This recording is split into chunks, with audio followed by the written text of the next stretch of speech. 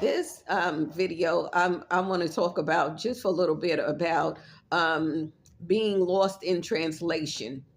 Now we have the world is with the technology that we have, is the world is one big village, right? Um, but there are quite a bit of people out there, I think, right now who um, they're used to using translation um, apps or tools that they are not verified. In other words, like the artificial intelligence, the AI tools right now. I think that there's a discrepancy or confusion out there in terms of how people are using them, because I've run quite a bit into people who are online who are thinking that they're communicating effectively with folks that they do not speak the same language with, and yet they do not have a check system. You're trying to communicate with people with whom you don't speak the same language.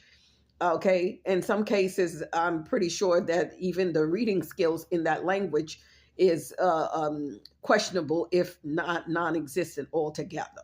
And so you might be thinking that, oh, you're doing great because you got the technology now that you can have a conversation with a total stranger with that's in that speaks, let's say, English, and your whatever your language is that you speak, and you feel safe with the technology. But the problem is that the technology is not that advanced yet, like how some people would like it to be. So if you don't speak the language, or you don't know somebody who does speak the language to be able to test the app that you intend to use online to communicate with other people, uh, um, that don't speak the same language that you do, then it's problematic, to be quite frank.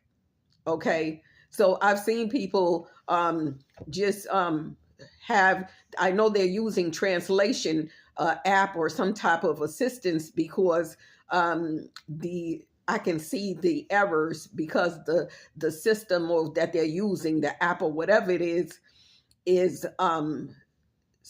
spitting out gibberish.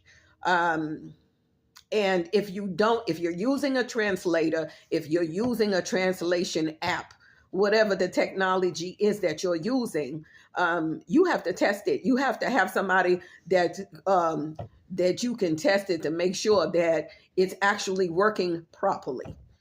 Um, the other thing that I want to say about language, about translation, I know that there's a long tradition, or whatever, in church, or that people, have seen folks preaching in one language to a population that speaks something else. Okay. And they have somebody who is interpreting for them.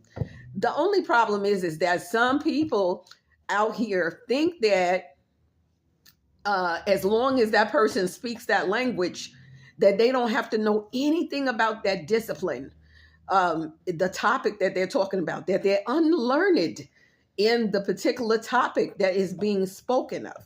And I'm here to tell you that that's a problem, because there's what we call lost in translation, what I call lost in translation. You can be completely speaking something that, yeah, you're speaking in a language that you understand, but your audience, if they speak a language that you don't speak and you have somebody interpreting to them, that person could be speaking straight up garbage to them, nonsense to them. I've seen this occur in very serious environments, at funerals, at church settings, in worship services, uh, uh, um, uh, just downright shameful stuff. I don't know if you guys remember, but a number of years ago, I think there was a story. I don't know how far the story got, but it was a story in the news about some guy who had a job. He took an interpretation job, and he was on a big platform, supposedly interpreting for, I don't recall if it was for sign language, or if it was actually, I think he was, I don't remember if he was supposed to be speaking out loud or if he was doing sign language. But it turned out that it was a huge a mess because he did not have the skills that he claimed to have. He was up there literally in this serious environment where it can impact a whole bunch of people. And it was a big lie. And he didn't care. And so, me personally, even though I really, really love that people want to work with me and want to collaborate, the problem I have is that I just don't believe in communicating to an audience that I cannot be assured that I do not know what is being spoken to them, because of the stuff I've seen in various environments, in church, out of church, in politics, and elsewhere, that has been downright shameful. Now, I don't blame anybody for this, but the people who have done the wrongs.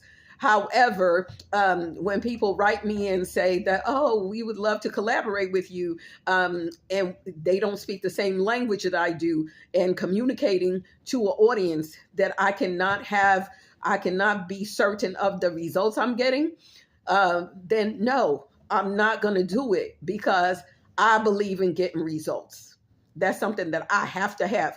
So I'm accountable to the Lord for whatever I do for him in his vineyard.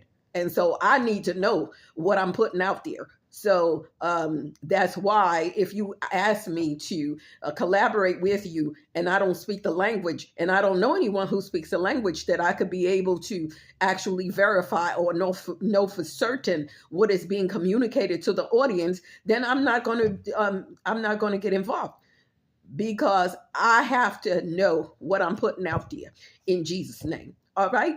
All right, then. Be blessed. Take care.